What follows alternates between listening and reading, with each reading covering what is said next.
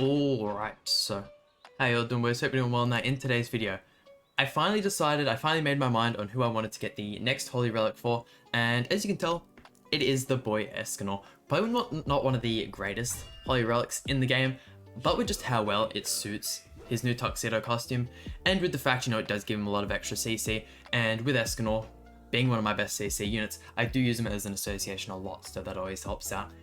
Before we jump into what Escanor actually does though, probably the biggest thing about today's video, if you guys are, frequent viewers of the channel, I finally made Kyo a HP defense. So, not the greatest rolls, actually, a little better than what I remember them to be. For some reason I thought they were 13%, but I finally went ahead and did it. For the absolute longest time, I've been using this attack crit damage set there. I don't know why it's taken me this long to do. I already made originally when I got the Persecution as well, just an attack crit damage set. It took me ages to build him a HP defense set one as well. Look in his closet here. I haven't fully maxed him out yet, but at least that's fixed, so hopefully we can tank a little bit better with him today. Jumping back over to the Escanor though, if you don't know what he does. First card here inflicts flood damage equal to 500% of attack on one enemy. The second card inflicts damage equal to 600% of attack on one enemy. The ultimate inflicts damage equal to 1080% of attack on one enemy and inflicts additional death damage. We do have Escanor 6/6 as well, which really helps. The passive, which is quite a long one, applies one buff effect on the hero, which increases all stats by 6% at the start of ally's turn. When there are 3 stacks of the effect, the hero removes debuffs and gains debuff immunity for 1 turn. After that, the stack buffs are removed one by one until the effect reaches 1, and then it restarts. I'm sure you guys have seen him a whole bunch before, and jumping over to the Holy Relic, the hero ignores 30% of enemy defense when using skills in PvP, so I didn't even realize it was only in PvP. That downgrades the Holy Relic even more. I don't think this has to be restricted to PvP by any means. If you wanted to make Escanor the best unit in the game, change this to 30% defense to 30% defense related stats, and he absolutely covers up. Also remove the PvP restriction. I reckon this man would just absolutely body everything. But this is the team we're using today. Haven't used Escanor in the front for ages, it feels, and let's jump right into it. Here we go, first opponent, and I feel like as long as we go first in this video, we should pretty much one-tap everyone. I feel like there's no reason why we shouldn't, and would you look at that card draw, my oh my. Especially if we can get those extra ignites on the king as well. We should pretty much be clapping. Get the evasion food out of the way there. I still feel like just with, how much damage the flood card does, and getting the power strike merger there, should pretty much wrap up king just shy of it. Okay, maybe I'm used to him doing a little bit more just because we'd usually have the Halloween Gotha beside him. Hey, we are still in a very, very good spot, to say the least. And this team is just such an offensive team, as you can tell from the hand here. Pretty much, actually, all of our cards are attack cards, so makes this team a pretty unga bunga, just put on auto and win team. Actually, I don't know why this just came back to mind. I'd still want to do a video with King where I just try and auto teams. Also had one in mind where I just use King by himself and see if I can win. I do believe people have probably done these already, but I'd like to give it a shot for myself. Chucking these 2 King cards out there, that should pretty much break the shield. I might chuck out the 2-star just to make sure King dies. I'm pretty certain he will die regardless here, but just to put the nail in the coffin, we will chuck that. Yeah, the 1-star flood card would easily have killed that. This team is just an absolute menace. I don't know what to say. There's no reason why this team shouldn't be as good as it is. Kyo as well, just I don't know why. It seems so crazy to me now that I've done it, that I didn't make him a HP set so much sooner. If we could get a 4th right off the bat here, would be nice. We did only recently just get a flawless video as well, doing the showcase on the Christmas Deanne skin. So if we could make this one another flawless video, granted, yesterday's video was a little bit unfortunate. We showed off the Miguelda Christmas skin.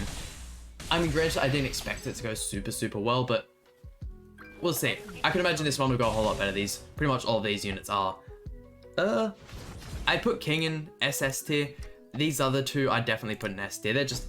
They're nowhere near as strong as what King is. Kyo, although I'd like for him to be in SS tier, he just isn't doing as much as King, although he's just as fun as King, and to me that's what matters the most when running units. There's no way you can say this man is doing as much as this man in this match. Now it should be a nice crit on Escanor as well there. No crit, because, it's the one. Second opponent here, and quite a different team. Got the level 1 Elizabeth, well, level 60 Elizabeth at least. Can we get rid of it? Would really have liked the extra ignites to have been on Amelia there. If we could actually get rid of the Merlin turn 1 as well, that'll be just as good. If we don't kill here, this will pretty much make us lose. Actually, we'll play it safe. We'll just go for all single targets on Merlin there. Surely, right? I really doubted Escanor would actually, even with 4 Ignites, still not proccing the passive on the regular damage card there.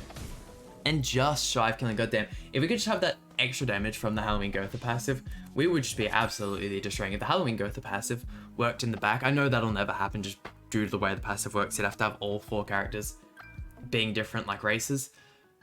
It'd be so good. Be super overpowered as well, mind you. Okay, putting that, I don't know why you'd freeze King there. We can't attack with King regardless.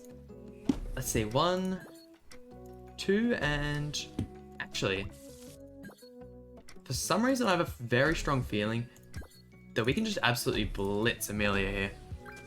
Chuck the Kyo card out into Merlin there, that should get rid of her. And if we just get a good amount of crits on Amelia, if we can crit, no, there's no way we can one-tap with the Flood card here if we crit. Never mind, just one-tapping regardless. Okay, maybe I still have a little bit of getting used to when it comes to his damage with the new Holy Relic, and back-to-back forfeits. Today's video looking like it's going to be a whole lot faster, and what is with all these people using these bloody suicide characters? I suppose it's to kind of counteract the fact that King is just absolutely everywhere at the moment. Let's see, if we could get rid of Chandler, that would be absolutely beautiful. I doubt this character will be, this player at least, will be using Evasion Food. Completely counteracts the whole using the Feraldrin in the middle. Are you for real? Why can we not kill anyone turn 1? What is this? Does he even have a health bar? Usually you can see like a slight pixel. This man had nothing. Literally nothing. Okay, starting off with the 3 defense debuffs on us, and Chandler is still on the field. Granted, we can get rid of him super easily. Blocking the King from using any of his skill effects. We can still get the shield from him actually doing damage, just due to the fact that it's from the passive. What can we... Why do I have a really strong... Does he cleanse when he dies? I have a feeling that he cleanses, or is this just the max ultimate gauge? Remove all our debuffs, okay. I mean, I can still attack into you, so if I go 1, 2, and 3. I don't know why I think this is a good idea. Yeah, I thought that'd still go for him. Okay. Chucking those 2 cards out there. If we could just kill Chandler, I'll be fine with that, because I have like an extremely strong feeling. I've seen this bloody King Shield just entirely tank Barn ultimates, so surely it can do the same for Assault Melee. We do actually have a lot of defense debuffs on us. That might have been a huge misplay. That might have been me getting way too cocky and thinking, oh well, we can just single target our way to victory and just absolutely brain dead chuck out cards. Let's see, can we tank the Assault Meliodas ultimate? Of course we can. What do you mean?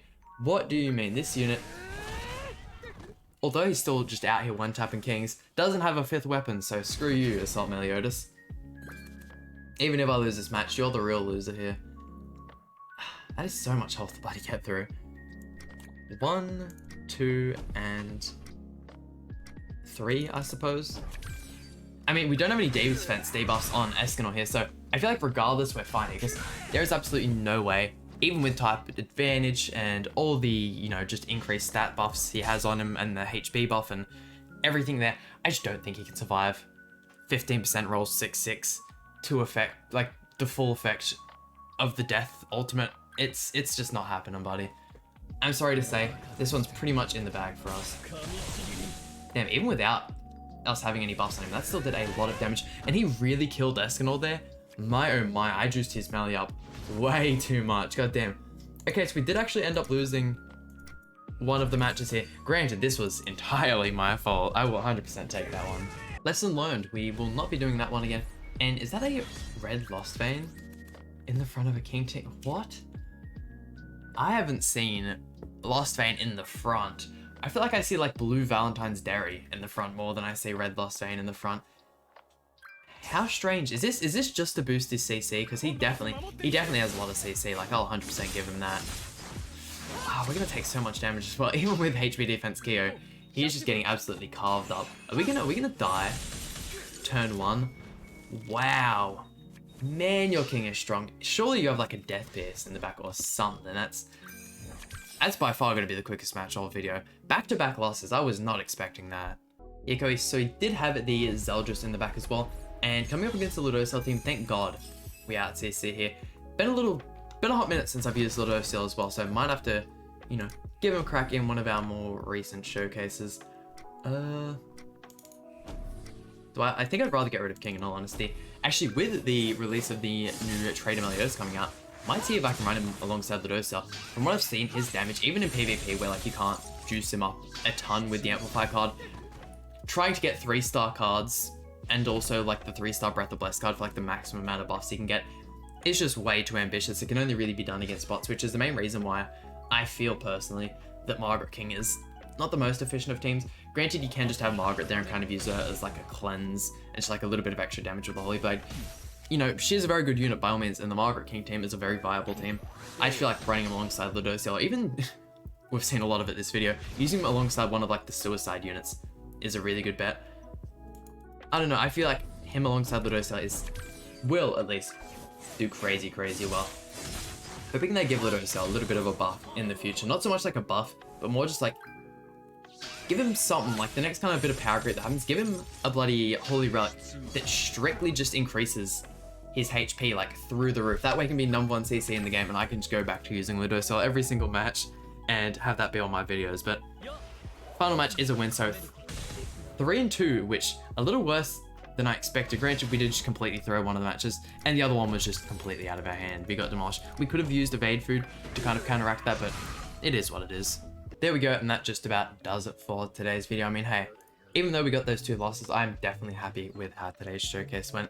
Very glad I bought the Holy Relic as well. Definitely a lot of weight off my shoulders. There isn't really any I still want to get. The Mark II Valenti one I'm definitely really interested in, but by the time I get enough to get that, there'll probably be a cooler one out that I want to get. But I mean, that just about does it for today's video. Hope you guys enjoyed. Please hit the like button, subscribe. Really means a lot to me, and I'll see you guys for some more Grand Cross content.